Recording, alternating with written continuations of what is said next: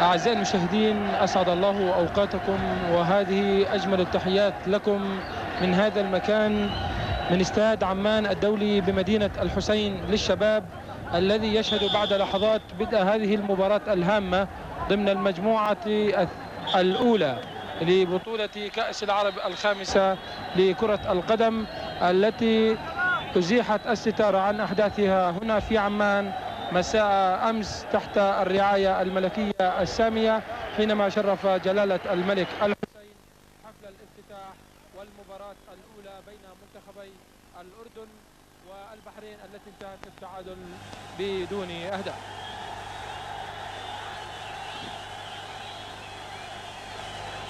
قبل اللحظات أعزائي المشاهدين نزل أعضاء الفريقين العربيين الشقيقين المنتخب المصري والمنتخب السعودي الميدان، وتمت مراسم التعريف بأعضاء الفريقين وطاقم الحكام، وجمهور كبير يتابع هذه المباراة.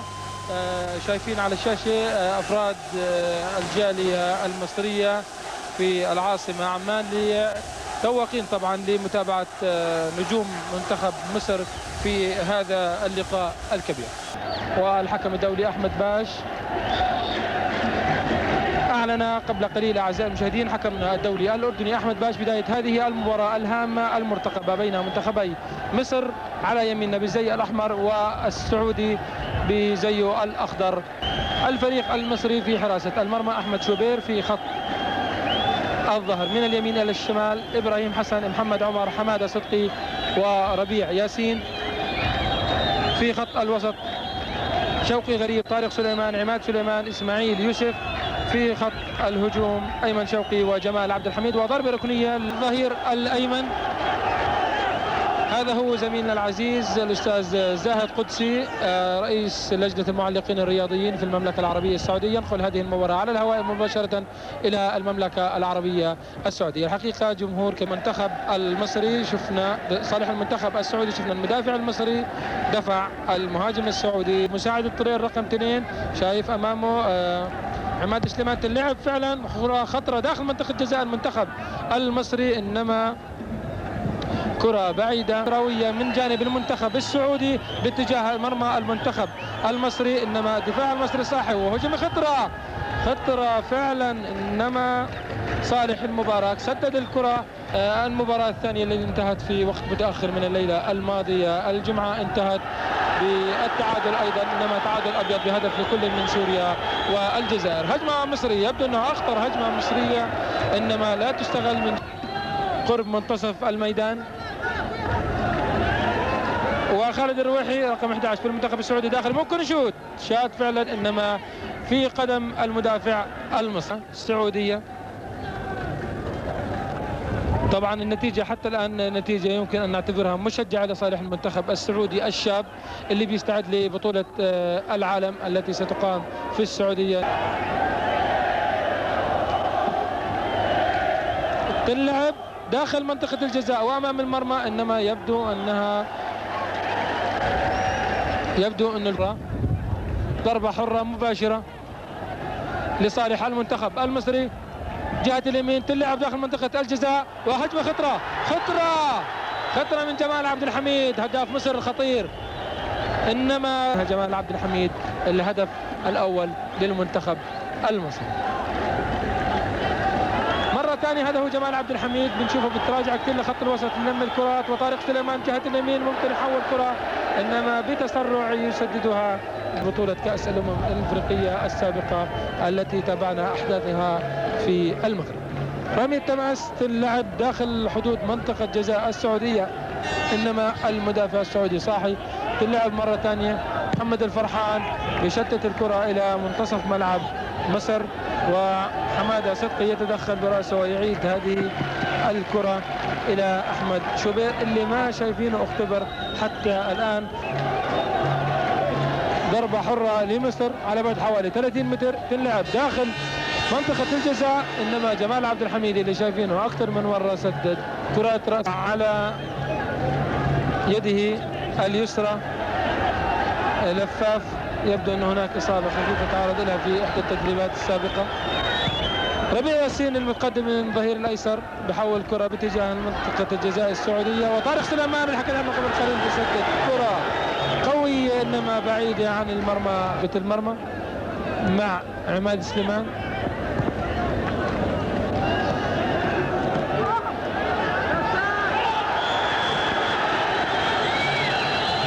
يعني شايفين ايمن شوقي تعرض الى عرقله واضحه من جانب المنتخب. يبدو ان هناك انذار اخر،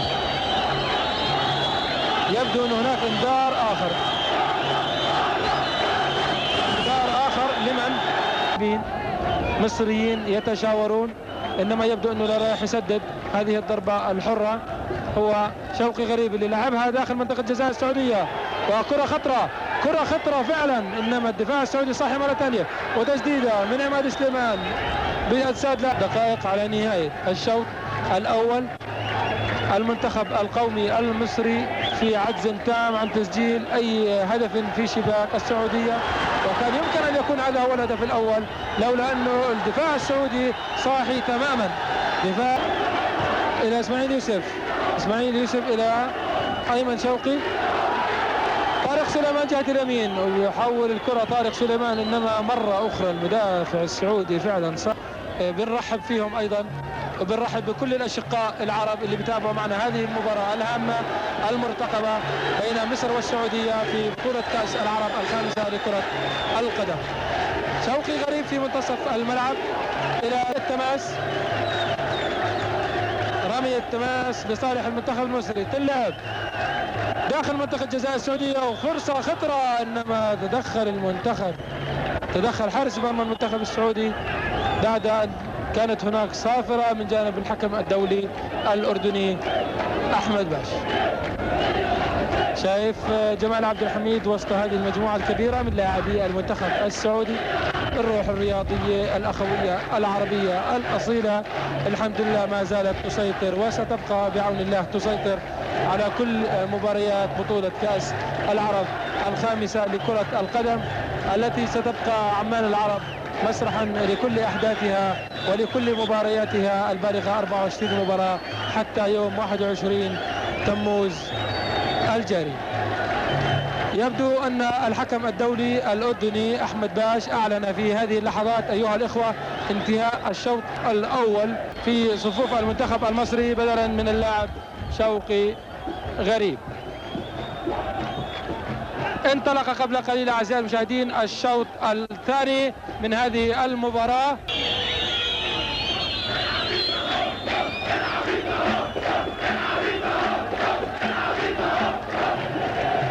ممكن يتسجل منها هدف في الصمت، انما شايفين في سلبية واضحة اليوم في هجوم مصر، سلبية واضحة اليوم في هجوم المنتخب المصري اللي عاجز حتى الآن عن هز الشباك السعودية.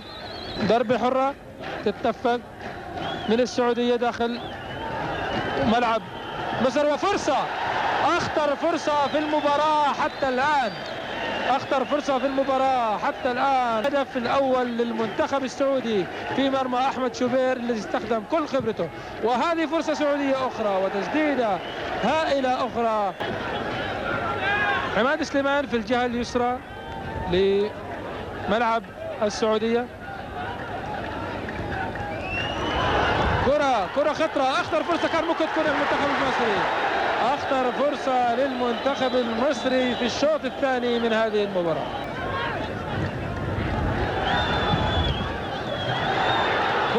فرصة مصرية، وشايف عارفين المنتخب المصري قبل حضوره إلى عمان فرغ أكثر من 20 لاعبا في معسكر تدريبي مكثف في يوغوسلافيا خاض خلاله 3 مباريات. أداء لهذه النتيجة حتى الآن.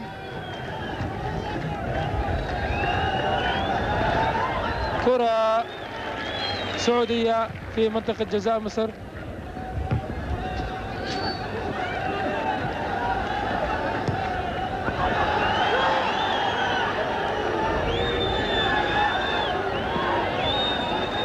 الكرة إلى منطقة جزاء السعودية، إنما اللي بيحولها الآن عماد سليمان، وفرصة مصرية خطرة فعلا إنما وأيضا عدم الدقة في التصويب من جانب المهاجم المصري. يبدو أن هناك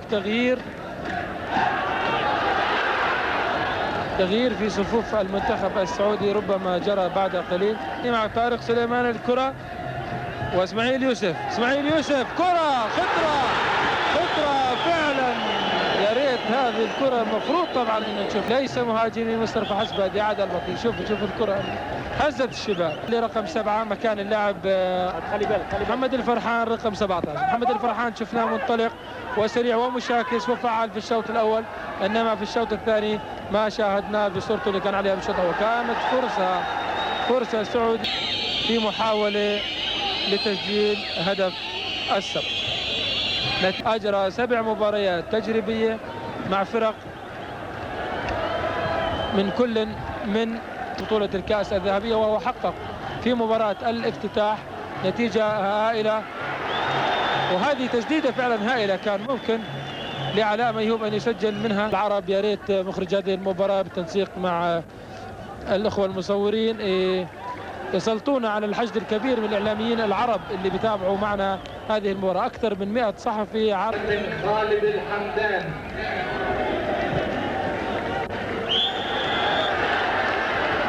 وتسلل. هناك أيضا تغيير في صفوف المنتخب المصري. اللاعب حسام حسن اللاعب الأهلاوي المعروف اللي عنده 18 مباراة دولية سينزل بعد قليل.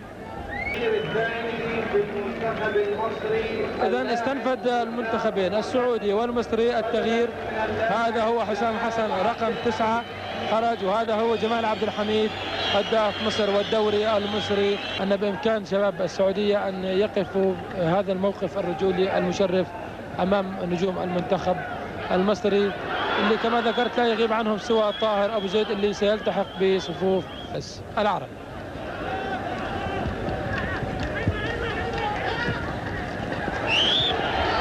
أذكركم هذا هو احتياطي وجهات أو علاء ميهوب. هذا هو علاء ميهوب اللي مسيطر على الكرة الآن، وتسديدة هائلة من طارق سليمان إنما في المدرجات.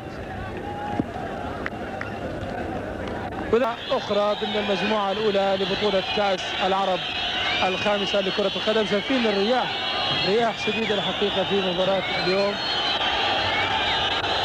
رياح شديدة. يبدو أن هناك انذار فعلا وجهه الحكم الدولي الأردني أحمد باش لحارس السعودية سعود سمار.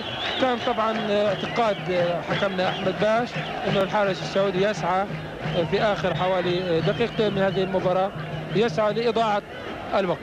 وشايفين كنا أحمد باش وثلاث انذارات كانوا من نصيب 3 من لاعبي المنتخب السعودي. كرة سعودية وهجمة سعودية خطرة ومشى الكرة مشى الهجمة. يا ريت لو استطعنا إذا كان في بالإمكان نشوف هذه الفرصة السعودية الضائعة على البطيء.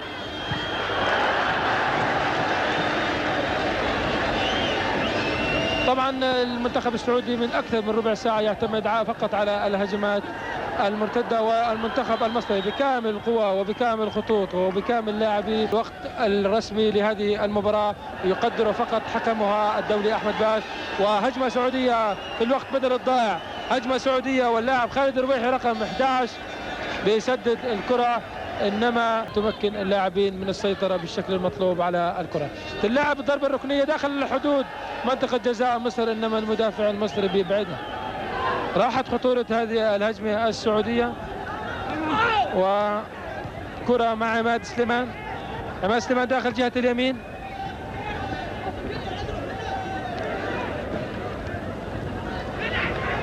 إلى إسماعيل يوسف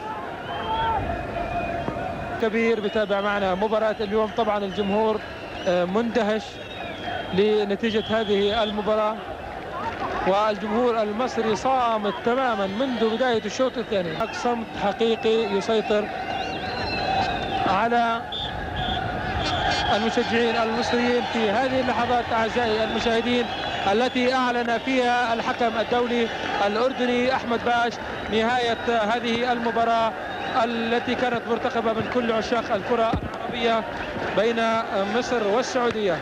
تعادل سلبي أعزائي المشاهدين انتهت إليه مباراة مصر والسعودية. هذه الفرحة السعودية كانت واضحة فور انتهاء المباراة، وشيء من الحزن يسيطر على لاعبي المنتخب المصري.